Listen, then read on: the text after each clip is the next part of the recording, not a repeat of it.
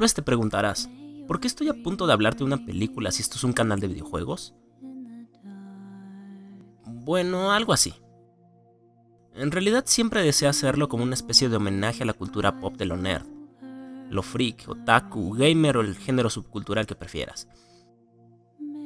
Lo cierto es que en realidad esto es más una especie de asunto personal con una de mis obras favoritas de todos los tiempos y que por azares del destino tuve la suerte de existir en el momento en que ha sido llevada a la pantalla grande. Además de las razones por las cuales creo que debes darle una oportunidad a Alita Battle Angel.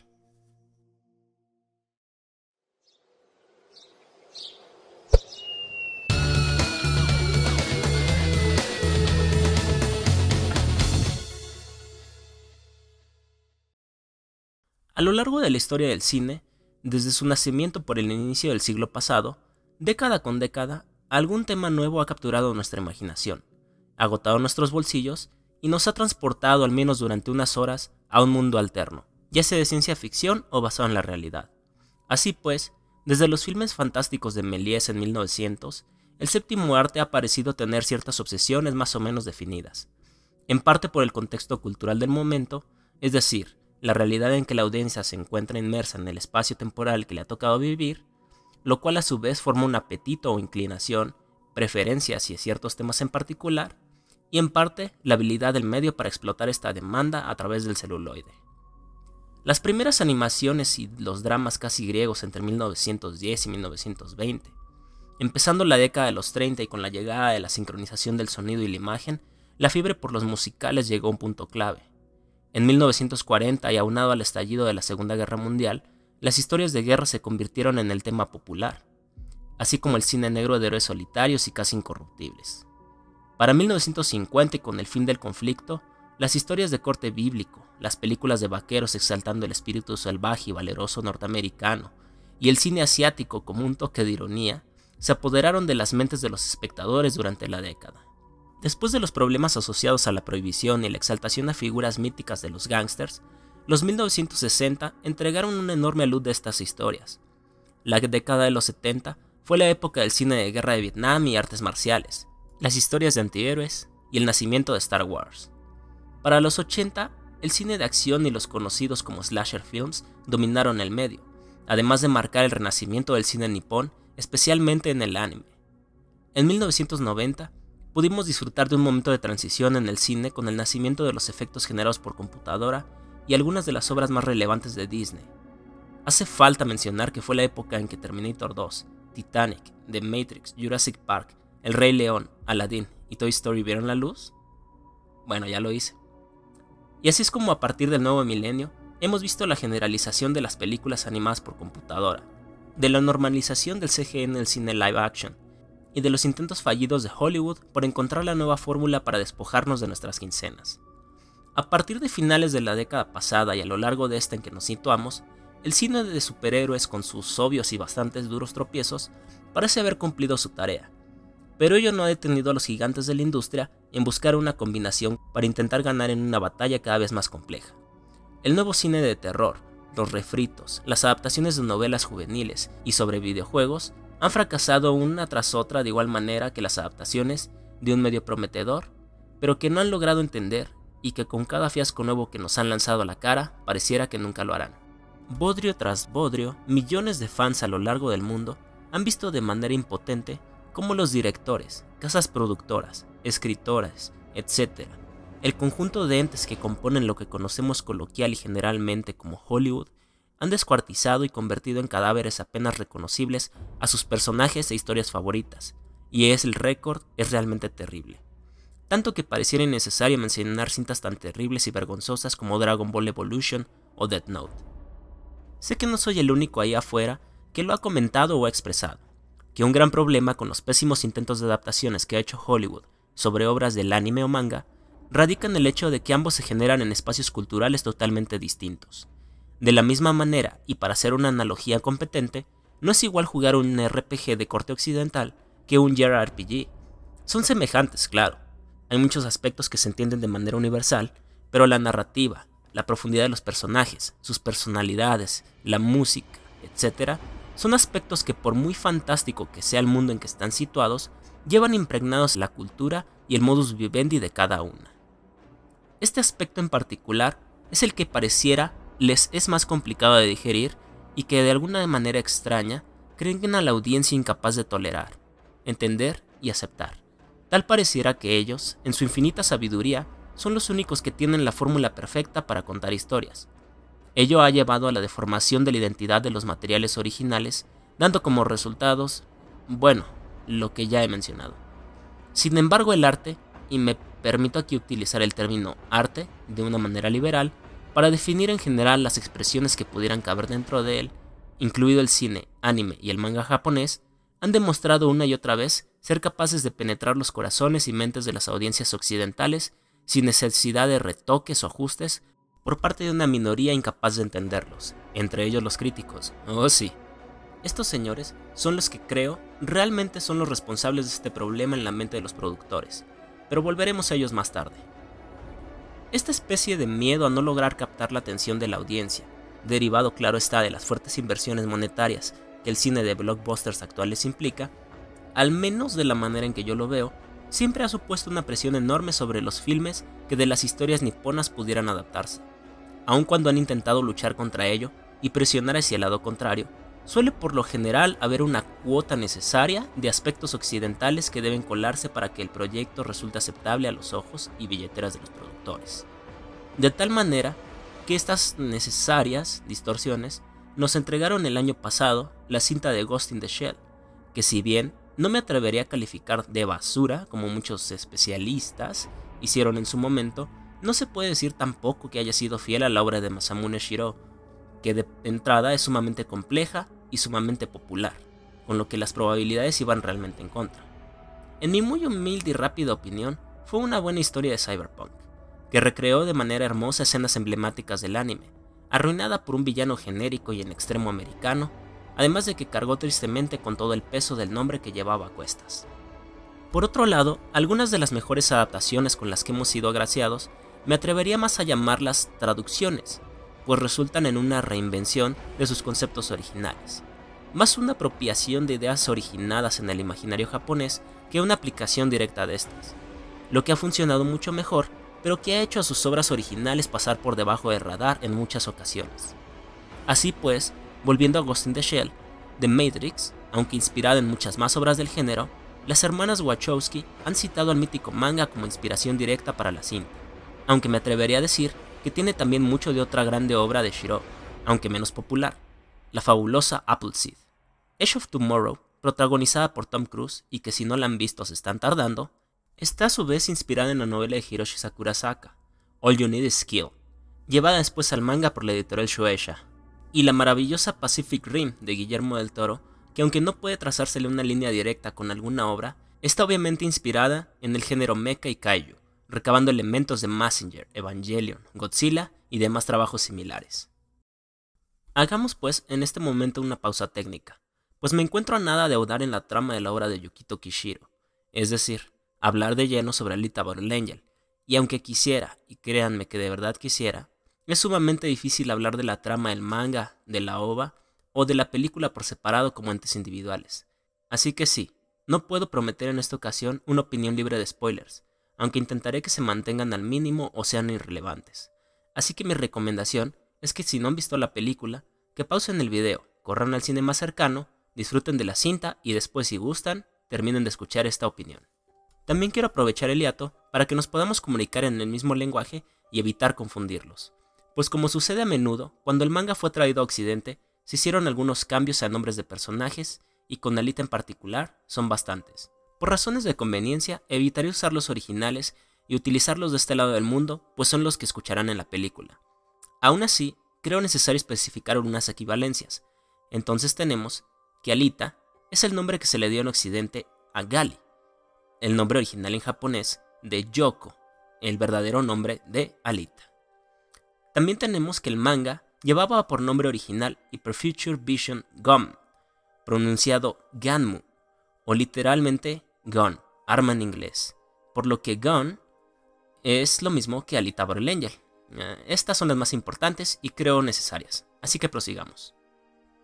Entonces es de esta manera como llegamos a Alita Battle Angel, la obsesión que ha tenido James Cameron desde hace 20 años y un sueño que prefirió ver realizado antes que dejarlo desvanecerse en el tiempo. De acuerdo con John Landau, amigo del director y productor de la cinta, fue nada más y nada menos que nuestro querido Memo, Guillermo del Toro, quien en 1999 los introdujo al mundo post-punk creado por Yukito Kishiro, donde relata la historia de Gali, una cyborg amnésica rescatada por un cibercirujano del basurero, el Dr. Ido, quien la reconstruye y bautiza, y la manera en que ella va aprendiendo acerca del mundo en que ha despertado, y aún más importante, aprende nuevamente sobre los aspectos que la hacen humana, a la vez que intenta recuperar las memorias de su vida pasada. De acuerdo con declaraciones de ambos, quedaron completamente enamorados de Alita, de su fuerza, de su perseverancia y su independencia, pero también de su fragilidad y su inocencia, al igual que del mundo distópico y misterioso creado por Kishiro. Un sitio hostil donde el peligro se asoma a la vuelta de cada callejón, donde la línea entre el humano y la máquina se desdibuja y donde aún existen soñadores, guerreros honorables y en general gente buena a pesar de todo.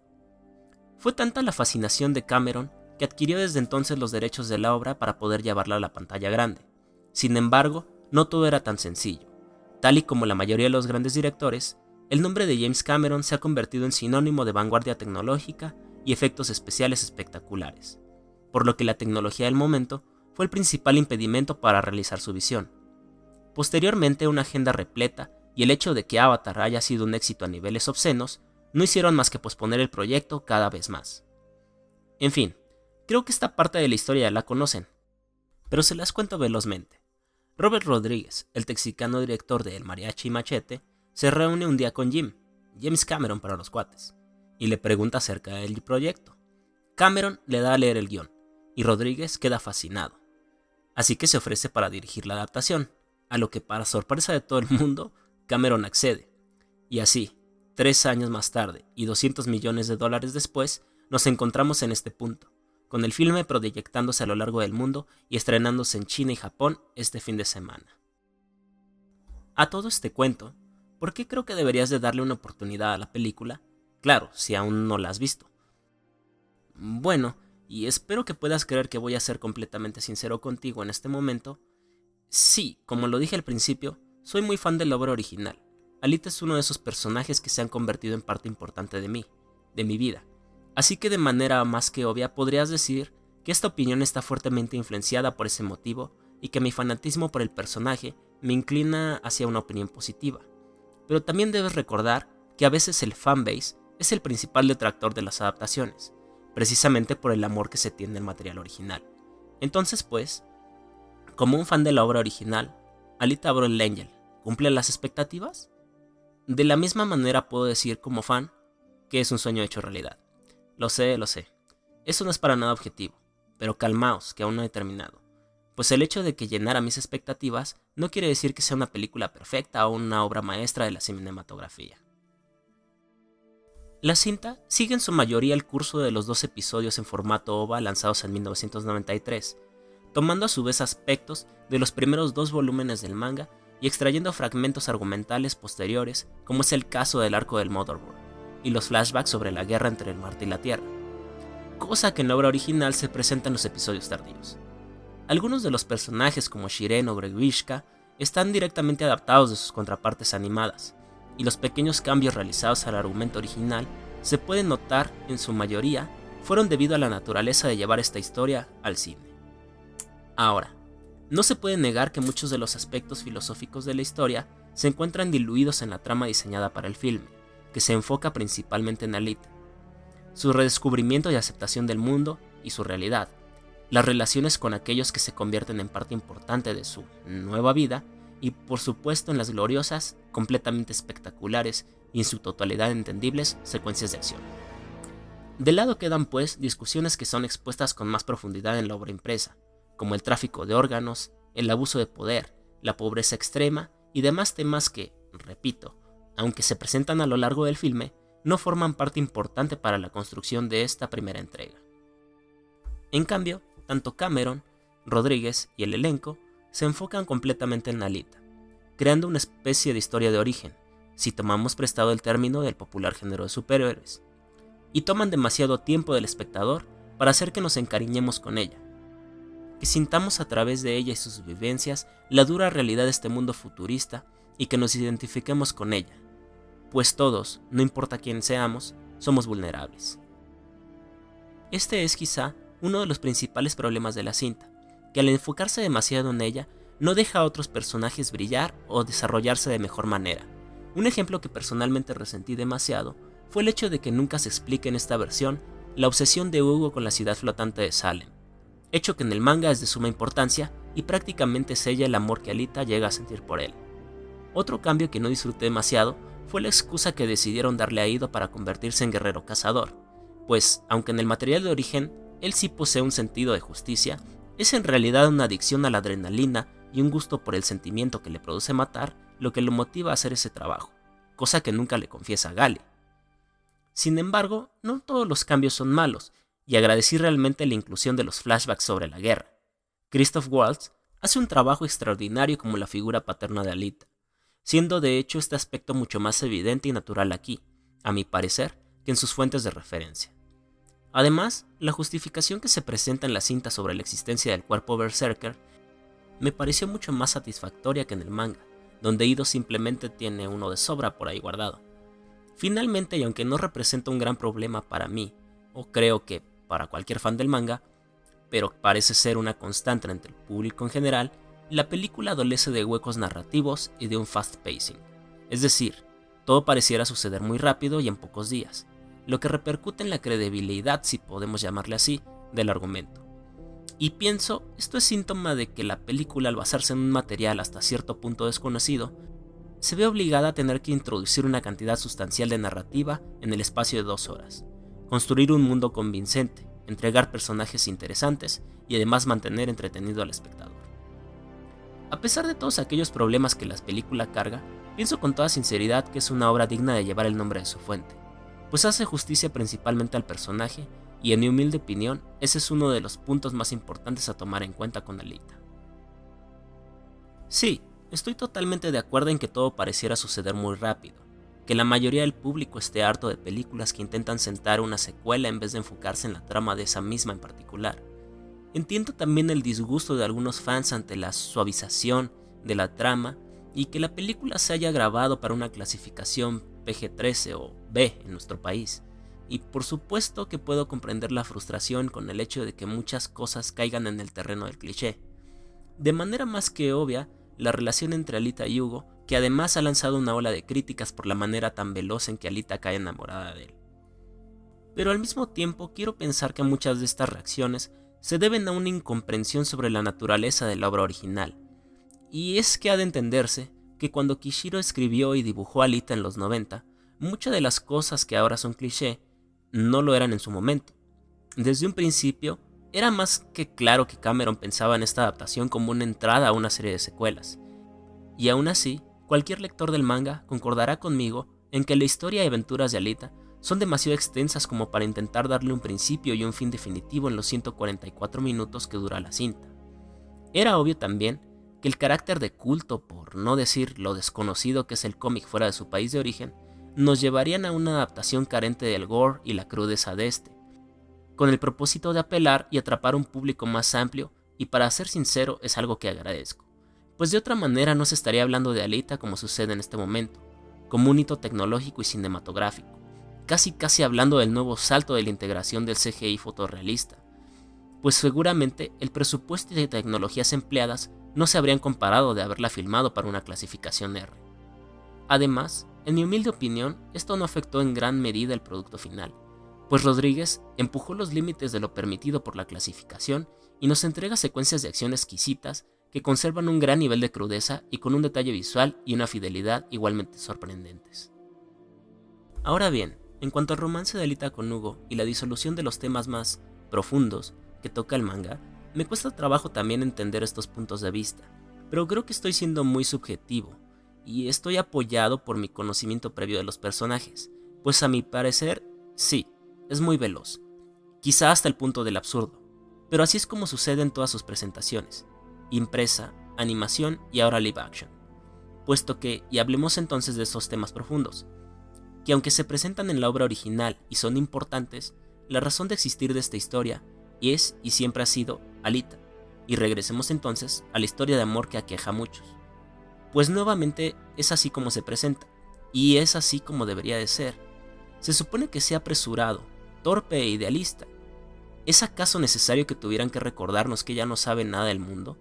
Carajo, no tiene idea de cómo comer una naranja. Creo que es obvio que no va a entender sobre sutilezas. Vaya, ella misma lo dice, conmigo es todo o nada. Hugo y el amor que se crea entre ambos personajes es un reflejo de la inocencia de la que los dos pecan. Ciertamente, creo que en la película afectó un poco que la edad de ellos es la de jóvenes adultos y no la de prepúberes como está sobre papel. Pero nuevamente eso no es lo relevante. Lo realmente importante de la caótica relación entre Alita y Hugo es el de guiar al lector, diagonal espectador, por el camino de Alita. Al igual que en el manga, en este primer arco, ella aprende acerca de su poder físico, el arte del Panzerkunst, que su cuerpo literalmente recuerda aunque ella no tenga memoria de nada. Aprende acerca del mundo y, más importante, aprende sobre el amor y sobre la pérdida de los seres queridos. Conforme avanza la historia, Alita aprende acerca del poder de la mente y el alma, el chi, pero aún más importante, aprende sobre el honor. Y así, consecuentemente, junto a ella, descubrimos y aprendemos sobre la amistad y nuestros límites, sobre la perseverancia, sobre encontrar nuestra razón de ser y sobre el sacrificio. Nuevamente, me gustaría dejar en claro que no creo por un momento que se trate de un producto perfecto, pero me es imposible negar que se ha convertido desde el momento en que los créditos rodaron en uno de mis filmes favoritos. Creo firmemente que es la mejor adaptación de manga o anime que ha habido jamás.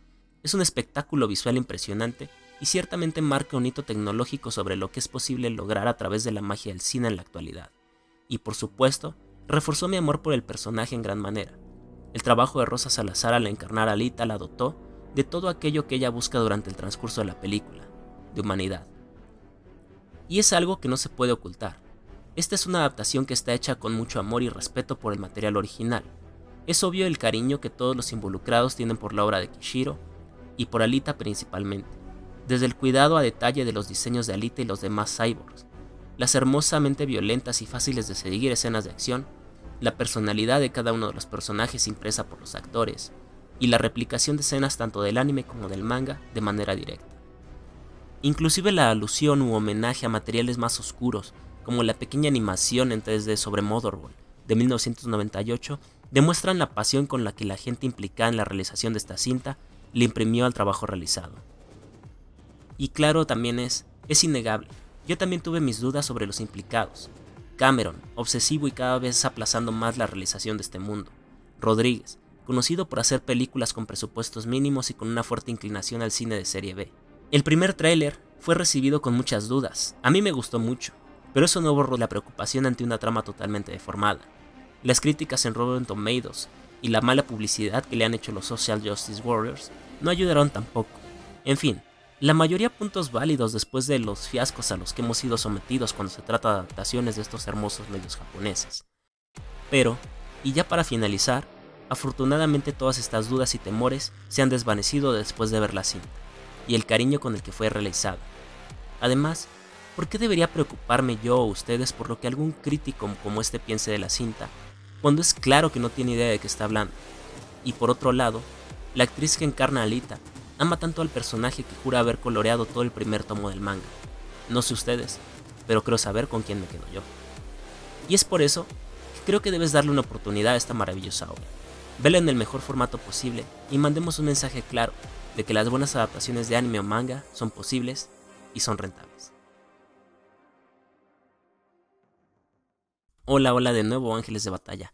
Muchas gracias por escuchar esta opinión súper personal acerca de Alita Battle Angel. ¿A ustedes qué les pareció la película si ya la vieron? Espero que me puedan dejar sus opiniones en los comentarios, y si algo de lo aquí dicho les gustó, dale un like al video, si no, ya sabes qué hacer. Si te interesa ver más contenido como este, aunque se tarde meses, suscríbete, y nos vemos en la próxima. Bye bye.